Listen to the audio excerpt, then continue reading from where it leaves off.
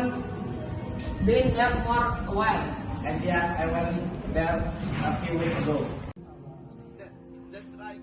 We did, Alfio. Eat a half ice cream. Careful, Diaz. Just joking, Alfio. Tell you what, I will pay the drink for today. That's what I like to hear. This is such a good fun. We should come here more often. That's right. By the way, what is the next thing in English project? We have to talk about our hobbies. Oh, yes. What are you going to talk about, yes? Wait and see. Pass. Pass. I'm going to talk about pet snakes, and I'm taking my own pet snake along. Snakes? No, please. I hate them. I think he's joking, Alfio. Oh, Kevin.